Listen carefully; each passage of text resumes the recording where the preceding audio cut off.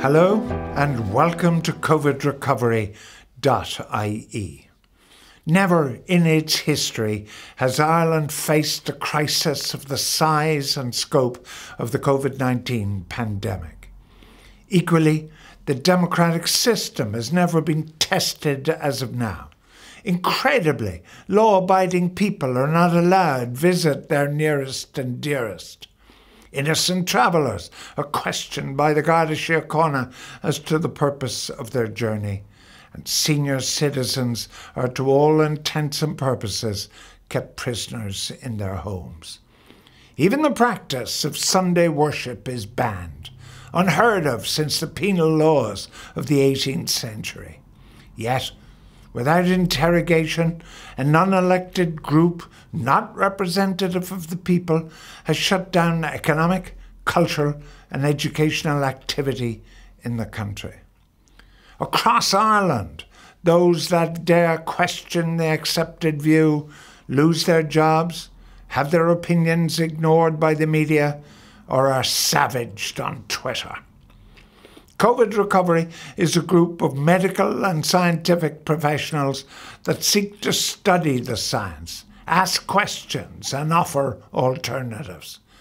The information will be a series of webcasts over the coming days and weeks, hosted by me. This is not about my opinions, however. As the great Eamon Dunphy famously said, it's not about what the interviewer knows, but what the guest knows. I will try and live up to that. Please watch and listen with an open mind. The future of our children and grandchildren is at stake. Well, my next guest is in Britain. It's Professor John Lee, who's a retired English pathologist and who was formerly clinical professor of pathology at Hull York Medical School. He's presented television documentaries, in fact, on anatomy on Channel 4. And Dr. Lee has, in the comparatively recent past, criticised the British government's response and its approach to the COVID-19 pandemic. And he joins me now. Professor Lee, welcome to the programme. What are your primary criticisms of the British government? Well, I think it fundamentally goes back to a very ancient dictum, the Hippocratic dictum, which is first do no harm. So in medicine, the idea is you shouldn't do anything to a patient or even to a population without being sure that the benefits of whatever it is that you're doing are going to outweigh the harms. And in my opinion, in response to this new virus, we've embarked on courses of action which haven't been assessed for their harms. And it's pretty clear already, and it's been pretty clear for months, that the harms are going to greatly outweigh the damage caused by the virus itself. And in medicine, we have a name for it when you do things where you haven't properly assessed things, and that's negligence. So I feel that the government's approach to this whole epidemic has been medically negligent. When you say the Hippocratic Oath of do no harm, and then you talk about harm because the British government, you say, is negligent, do you mean medical harm, or do you mean harm to the economy, to the mental state of the citizenry, the lack of cancer treatments and so on that are going to be lost? Is that where you're coming from? These are all harms, of course, aren't they? These are all harms. But I mean, specifically, if we just focus on medical harms, on harms to health, the whole purpose of things like lockdown and face masks and restrictions and social distancing and so on are to ostensibly to improve the health of the population, to prevent them becoming ill from this particular virus. So you have to say, have these measures actually improved the health of the population, or have they decreased it?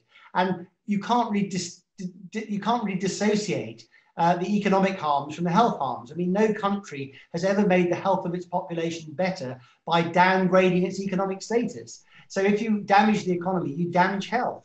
And in this particular case, not only have we massively hit the economy, which will have massive knock-on effects on health, but we've also directly harmed people's health by, as you say, the mental health effects or the acute medical effects, whereby the actual health service itself has only been functioning at a fraction of its capacity. And actually all this in the name of trying to control the virus, which really the idea of control for is a bit of a myth.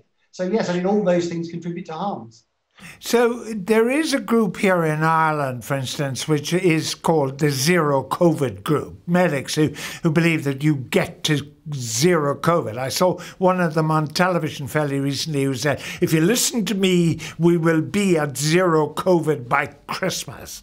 Is zero COVID a possibility, a probability, or what? Dream. It's cloud cuckoo land.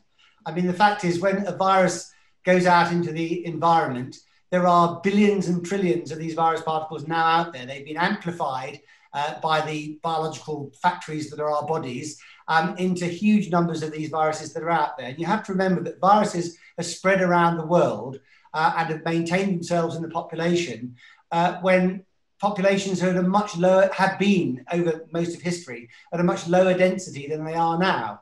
So now that this virus has got out there and has become essentially endemic in the population, we will never, ever go to zero COVID again. It's completely impossible to eradicate it. What we'll have to do is live with it and come into equilibrium with it.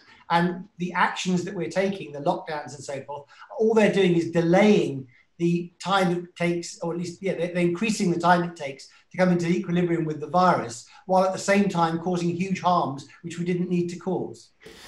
Professor Lee, as a quasi-historian, obviously I would have read of the Black Death in the Middle Ages and something that affected Ireland, but the whole world, the Great Spanish Flu of 1918 and so on. Is that where we're at? Are we at 21st century Black Death, Spanish Flu? We're orders of magnitude, or certainly away from the Black Death. I mean, the Black Death killed maybe 1 in 3 or more of the people it infected. So it was a very serious disease. And in fact, the government actions that were taken around that time, for example, in London, where the idea of it was to improve people's health, but they explicitly downgraded the health of the population. They locked people in their homes so that everybody in that house died of the plague, and they killed all the cats and dogs because they were convinced that cats and dogs were spreading it. In fact, it was rats and rat fleas that were spreading it. So actually killing the cats and dogs allowed the rats to proliferate and actually made the situation worse. Governments don't understand these things well enough to take the right actions. So a sensible government will do nothing until it's got overwhelmingly good evidence that the action it's taking is going to bring benefit to the population and not cause harms. And that's been the antithesis of what we've had this time. Governments have taken enormous, unprecedented actions on the basis of evidence which simply doesn't stack up and in fact shows the very opposite of what they're doing. So in a way, history is repeating itself. The Black Death was a case of a really nasty disease where government actions didn't help. The COVID crisis is an example of quite a nasty flu virus. It's well within the envelope of many years within the last 30. So it's really nothing exceptional. It's not that it isn't a nasty virus. It is a nasty virus, but it kills mainly people whose life expectancy is already low. And it hardly kills anybody who's not already ill, whose life expectancy otherwise would be quite high. So it's within the envelope in terms of its severity and in terms of the number of deaths it's caused of many other years in the last 30. So really to take these actions on that basis and to pretend that now that it's out of the bag, now that Pandora's box is open, to pretend that we can somehow eradicate it from society is simply scientific or medical nonsense, in my opinion. I have to tell you, Professor Lee, you've cheered me up no end by saying old people like me are on the way out already thanks to COVID. But let's talk about me for just a moment, all right? Since St. Patrick's Day, March 17, do you unbelieve us? St. Patrick's Day, since then, I really haven't been out of my house. And then they tell me I can play golf, which is wonderful because I'm unlikely to spread it in the open field and spread it. Now they tell me I can't play golf. Now they tell me I can't play tennis. Now they can't tell me I can't visit my grandchildren. So the damage being done to certainly the older population, as well as everybody else, is awful. And tell me, please tell me, there is another way. Yeah, I completely agree with you. And by the way, I'm not in any way encouraging old people to be on the way out. Both of my parents are 85, and I hope they'll be here for a lot longer. But the point is, in whose name are these actions being taken? If I'm in my 80s, as exactly as you've just said, I do not want to be locked in my house and forbidden to see my family and told who I'm allowed to hug. I mean, is that really a job for governments? Or is the job for governments to give us the information and allow us, as we normally do, to make risk assessments on our own bat. Now, some people may wish to hide behind the sofa and they may think that's a reasonable way to live their life. But most people, I would suggest, actually feel that there's a balance to be had in life in terms of risks and benefits. And if the risks are of a certain level, but the benefits of seeing your family and doing all the things that make life worth living are taken away from you, I cannot see myself how that can be presented as health advice. I mean, it's just the opposite of health advice. And I think there is another way. The other way is that given that the vast majority of the population, and certainly all the working age population who are not otherwise ill, are at very low risk from this virus, very low risk indeed from this virus, much lower risk than flu at those age groups. They should be allowed to carry on their lives as normal. And I mean old normal, not this ridiculous idea of a new normal. You can't rewrite the rule book of human interaction overnight. Biology doesn't work that way. So they should go back to the old normal. For people who are in the higher risk groups, that is, the older you get, the more risk you've got. And I should emphasize that the older we get, the more risk we are at from all diseases. You know, we're more risk from cancer, we're more risk from flu, we're more risk from heart disease. The point is COVID is no different from that. As we get older, we're at more risk from that. That's a pathological commonplace. We all know that. So what the government should be doing is, by all means, properly correlate the information and put the information out there and explain to people what their risks are. But the idea of compelling people to do certain actions for their own good is simply the justification that we hear throughout history and throughout the world from totalitarian states. Do this because it's for your own good. It's not a healthy way to run a society, and we should not be doing it in liberal democracies. I'm really glad you got there. As a professor of pathology, becoming a Democrat, my hero Winston Churchill said that democracy isn't great, but it's the best form of government we've discovered so far. What we have in this country is policemen now stop me in my car and tell me where am I going to go. There is a suggestion if I have a pint of stout in the street, they're going to charge me, they're going to fine me £80 or whatever.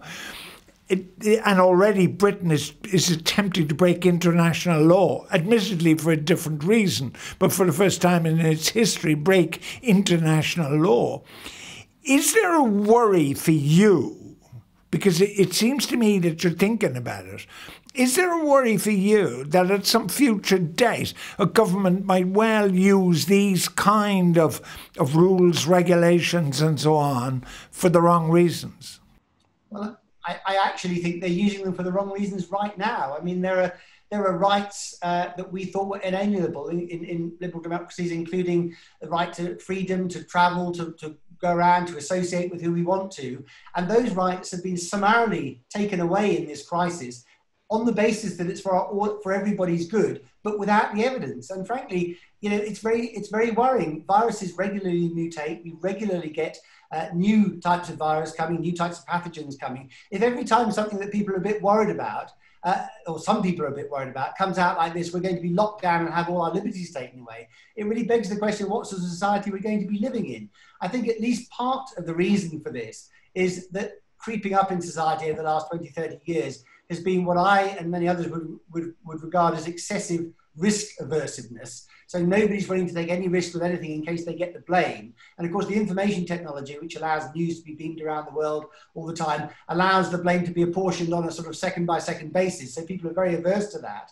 And we have the unedifying spectacle at the moment of the politicians not being willing to make any decisions in case they'll be blamed for getting the wrong one and trying to hide behind the scientists. At the same time that the government scientists who are tasked with actually trying to cut through this Gordian knot simply won't take any responsibility either, and they want to delegate it back to the politicians. So our institutions are dysfunctional and not working at the moment because nobody's willing to take the responsibility, which says this is the wrong approach to what we're doing. And instead of engaging in an exercise of sort of political and scientific and medical backside covering, which is what I think we're witnessing, we need to, as I say, cut the Gordian knot and agree that actually the evidence does not support these courses of actions. So we should revert to pretty much normal actions, maybe with a bit of help for people who want to shield. And guess what? The sky will not fall. The sky will stay up there and life will actually be a heck of a lot better for a heck of a lot more people. So this is the approach we've been taking is simply wrong. And now, now we're trying to follow through a narrative and justify the approach we've been taking, but it's going to require some courage, or maybe in some place some civil unrest to get us out of it, because it seems to me that the governments are paralysed and they're only going to respond to when people say they've had enough. I was hoping by writing articles about this from the beginning of the lockdown that I lived in a country where rational discussion and rational scientific debate would be able to cut through this. But in fact, contrary views have been censored since the beginning of the whole epidemic. So it's not really been possible to have a rational debate in public, which is something I called for right back in April. And the consequences of that are what you can see now. When you lose rational debate, you lose perspective, you lose common sense, you lose the ability to see the big picture, which I think is the most important thing. The big picture clearly says COVID is not the plague. The average age of death from COVID is higher than the average age of death from all causes in the UK. So it is not wiping out people who shouldn't be being wiped out in that sense. It's taking people who are at the stage of life where they're going to be taken by diseases. So the fact is, however you cut it, however you cut this thing, this approach is the wrong approach, and we should not be doing it, but it's going to require courage to change direction. And I just hope we can find some politicians somewhere who can find that courage before it's forced on them. All right, perhaps you're looking for Winston Spencer Churchill, really, to solve the problem. Professor, all I have to say, you've enlightened me, but you haven't cheered me up. Thank you so much for joining me.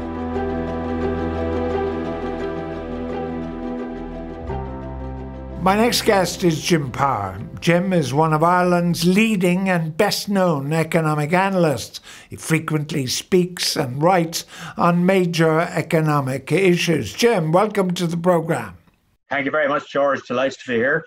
Well, this particular conversation is between two non-scientists. So therefore, the ordinary person is now wondering, as increasing numbers of them are without jobs and perhaps no prospect of jobs, they are wondering, even if we fix this pandemic, what's going to happen next? So can you, with your economic crystal ball, tell us what has happened and now what's going to happen to the economy? Okay, George. Since March and the initial lockdown, the economic impact has been absolutely devastating on large parts of the economy. But I think it's important to distinguish between what has happened to different sectors. If you look at foreign direct investment performing very strongly, professional services, financial services, the public sector who actually got a pay increase in October. So those parts of the economy have continued to do well during and despite COVID-19. And in fact, we've seen a dramatic increase in personal savings this year because a lot of people are still earning a lot of money and have a basic inability to spend it. You then look at the other side of the coin. Certain sectors have been absolutely decimated. You look at the non-essential retail sector, you look at the accommodation and food services, the hospitality sector generally has been devastated. Airlines have been devastated. And I suppose all of those businesses, the attractions, the retailers, etc., who depend for their livelihoods on international tourism, they have all been absolutely decimated. So we are now left with an incredibly divided economy. We've seen a dramatic increase in inequality. And of course, the problem is that you cannot just flick the switch to turn off an economy and then to turn it back on again. You know, inevitably, a lot of the small businesses, particularly around the country, that we would have grown to know and love over the years, like restaurants, like pubs, like coffee shops, and so on. Inevitably, a lot of those businesses, despite state support, will not reopen. So I think you are going to see a lot of empty shop fronts in the towns and villages around the country. And so there will be a legacy from this crisis that will last a long, long time. I think there's no doubt about that. But Jim, if we talk about the economy in its totality, and me as a total non-economist, but if we look at it with the prism of history, the Great Depression of 1928, Franklin D. Roosevelt then came in with his New Deal and everything, but America didn't come out of the Depression until World War II. It required World War II to create the American economy and get it back on track. Now, we can't have a world war to get the Irish economy back. We are now borrowing money in which there are more zeros than I can actually count. You cannot, whether you're Mrs. Hook or whether you're Pascal Donoghue, you cannot keep borrowing. So how does this work? How does the borrowing work? Okay, George, I think the equivalent of the New Deal this time is the fact that central banks and governments around the world have reacted aggressively. They've reacted in a coordinated fashion to the crisis that has erupted. So we've seen central banks slash interest rates to zero or virtually zero. We've seen massive programs of quantitative easing to get long-term interest rates down. So that's the monetary policy response. On the government side, we've also seen a massive fiscal policy response. The European Union very early on correctly decided to scrap the fiscal rules that limited a country's ability to borrow. They scrapped state aid rules that prevented governments from supporting sectors within their economy. Those rules were scrapped, and there was a basic admission. Listen, governments everywhere, and it's not just Europe, around the world, governments everywhere are going to have to spend a lot of money to support their economies, to support the businesses, to support the households until we come out the other end of this. So monetary and fiscal policy have worked hand in glove, and countries have borrowed. I actually do not have a problem with this level of borrowing, because I think it's essential that all of those businesses and households that were standing before this crisis will be standing to the greatest extent. Okay, sorry, Jim, sorry, hold on now, back up the truck for just a second, okay? You economists sort of say, look, borrow away because money is actually very cheap, so just keep borrowing. But my children and my grandchildren and my great-grandchildren are going to have to pay it back. Whether there's interest or not, you're going to have to pay it back. I would ask you the question, if governments didn't borrow at the moment, what sort of legacy would you be letting your children and grandchildren? Because there was no easy choice here. If governments refused to borrow, economies, households and societies would actually crash.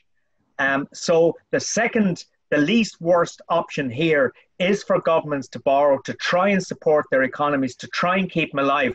And when we come out the other end, and hopefully coming out the other end means that we get a vaccine that brings the virus under control, that growth will resume as quickly as possible and as vibrantly as possible, and that over the next few years we can actually grow our way out of this serious debt problem. And I think, one final point, that unlike back in 2007, 2008, in many ways it's going to be easier to do it this time, because back then we had a global banking and financial system that crashed.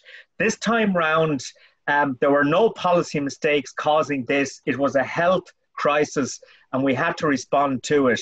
So I do believe that getting economic growth back on track is the best legacy we can leave future generations. But then again, every generation. Hold on.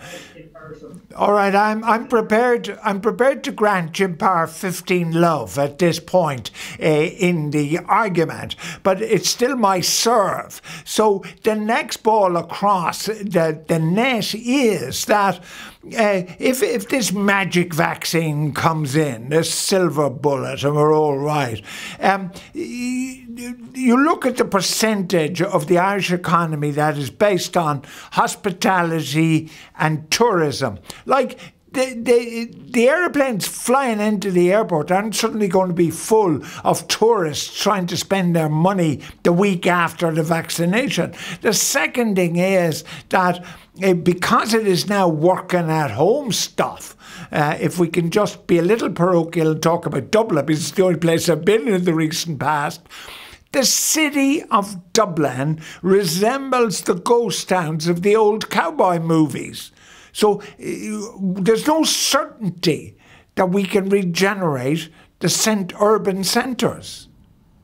Well, I'd be a little bit more optimistic than that, George. As I said earlier, there's a few things that the Irish economy has going for it at the moment. One is we've seen a dramatic increase in household savings, okay?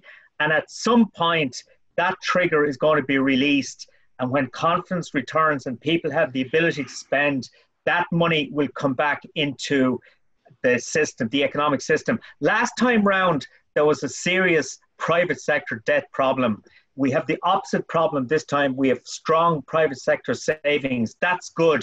The second thing that helps the Irish economy is the fact that the multinational base, particularly the chemical and pharma sector, is performing really strongly during this period, and it's providing a very, very strong anchor to the overall economy and the public finances. So I actually think, George, that once a vaccine or vaccines are seen to work, once people are able and have the confidence to go back out again, they will go back. And I guarantee you that if all of the shops and all of the pubs were reopened in Dublin next Saturday and people were not worried about picking up a virus, you would have mass migration of people back into our city centres again. I'd be more worried about how we regenerate those businesses that have actually gone at this stage. That has to be the next focus of attention once we come out the other end of this. All right, the umpire is suggesting 30 love to you. Still my serve. Now, the problem though remains that the point you've just made, which is the regeneration of businesses that cannot be regenerated. It's not about businesses that are on life support. It is businesses that are dead, that will never open again, and shuttered shops that will never open again. Yes, George, I mean, I agree. And I think that's the really sad part, one of the really sad parts about this COVID-19 crisis. All of those businesses that have disappeared and will not come back. But if you cast your mind back, there is a historical precedent here. During that period, 2007, 2010, we had a lot of businesses shutting down. And then what we saw from 2013 onwards was new businesses stepping in, different owners without the legacy of debt. They are able to negotiate better leases with their landlords and so on. And we got this whole emergence of a new stream of hotels, restaurants, coffee shops, and so on. I mean, unfortunately, that's not much use to those people who are forced out of business. But at least I think you will get sort of creative destruction. You will get a new generation of businesses coming back, provided the economy is stable. And I believe that without the sort of fiscal support the government has been giving to the economy in the last 7 or 8 months, we wouldn't have that sort of sustainable model to rebuild. And George, the other thing I would say is that the debate we're having here today is a debate that's been held in every country in the world virtually at the moment. And this is the great thing about this crisis, unlike the last one. We're not alone.